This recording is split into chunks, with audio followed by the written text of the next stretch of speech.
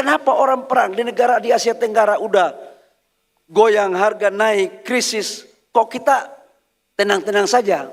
Dalam hati saya, kamu tenang, saya ini tidak bisa tidur. Dalam hati saya, cuman ya kita sebagai laki-laki timur kan biar sudah loyo tapi gagah terus. Gitu kan. Padahal hati so hancur ini. Tapi kita kan begitu toh. Tidak boleh memperlihatkan kelemahan kita di depan orang. Sekalipun kakak sudah mau jatuh ini kira-kira. Saya katakan kepada Bapak Ibu semua. Hari ini Indonesia pertama kali dalam sejarah di bawah kepemimpinan pemerintahan Pak Presiden Prabowo memerintahkan dua hal. Swasembada energi, swasembada pangan. Pangan beras sudah selesai. Saya putar otak. Saya nggak sekolah di teknik, saya nggak punya bisnis di minyak. Dan saya nggak ngerti itu bisnis minyak. Tapi begitu saya tahu, cek, bagus juga barang ini. Untung aja saya belum tahu sejak saya jadi pengusaha. Kalau saya tahu, licin betul ini barang. Nah, Bapak Ibu semua, kebutuhan kita bensin itu kurang lebih sekitar 40 juta kiloliter. Kebutuhan solar kita itu 38 sampai 39 juta kiloliter. Kebutuhan LPG kita itu 8,6 juta ton. Dari kebutuhan itu kita solar kita tahun ini dengan RDMP yang kita bangun itu di Kalimantan Timur itu menghasilkan 4,6 juta kiloliter solar dan 5,7 juta kiloliter bensin. Maka pertama dengan B40 dan kita akan terapkan B50 di tahun ini di bulan Juli, maka dalam sejarah pertama Indonesia pertama kali tidak kita melakukan impor solar. Jadi kita tidak lagi melakukan impor solar. Kenapa? Ya kita harus bangun. Ini kita berbicara tentang survival mode.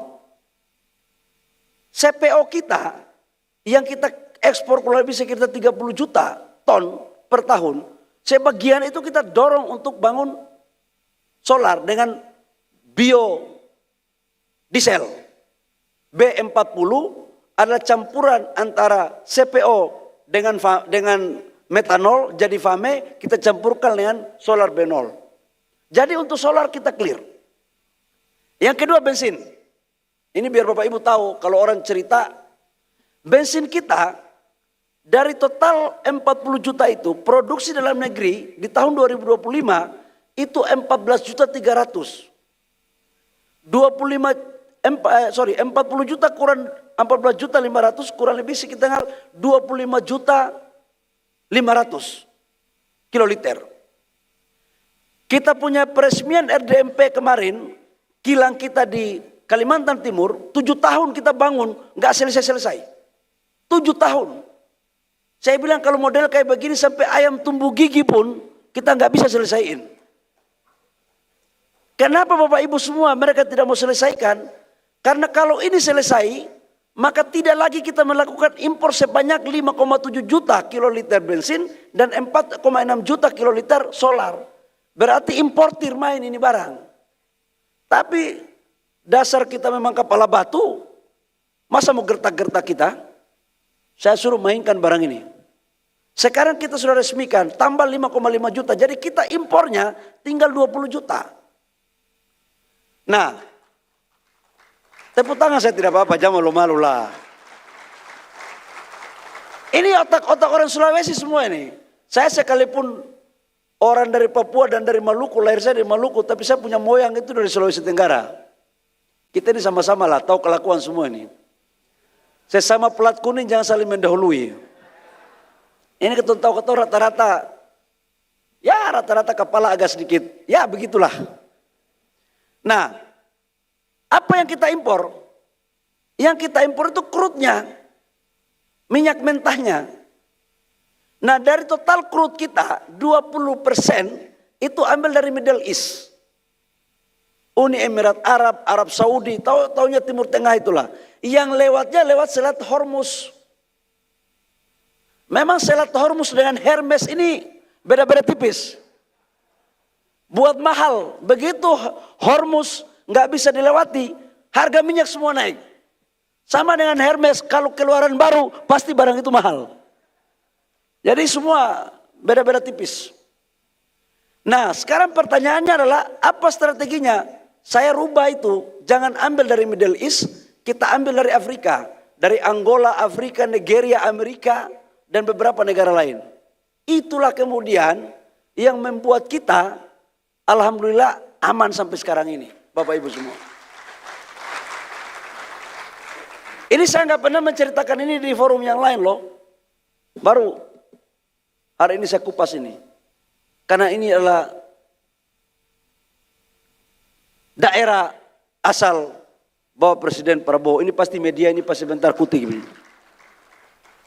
Ini media saya kasih kalian daging semua nih, daging. Menteri lain belum tentu bisa bicara seperti data ini. Mau tambah lagi? Nah. Habis ini kamu gas lagi untuk sosialisasikan Partai Golkar ya. Yang kedua, LPG bagaimana LPG? LPG kita 8,6 juta konsumsi, kita hanya produksi kurang lebih sekitar 1,6 sampai 1,7 juta ton. Impor kita itu kurang lebih sekitar 7 juta ton. Tadinya kita impor dari Middle East 30%. Begitu ketegangan politik, itu saya jujur aja. Saya puasa dan hari raya itu wallahu alam sholat saya khusyuk atau tidak wallahu alam. Karena saya bangun sahur mikir LPG.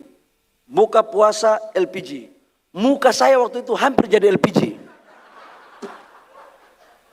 Bayangkan kalau LPG kurang, berapa mak akan hajar saya, kan kira-kira begitu. Dan jangankan mak, istri saya pun pasti akan marah saya terus gara-gara LPG. Itu saya putar otak habis. Bapak Ibu semua, saya mau sampaikan bahwa alhamdulillah urusan LPG dari Middle East kita sudah dapat tempatnya. Makanya saya keliling ke beberapa negara untuk cari.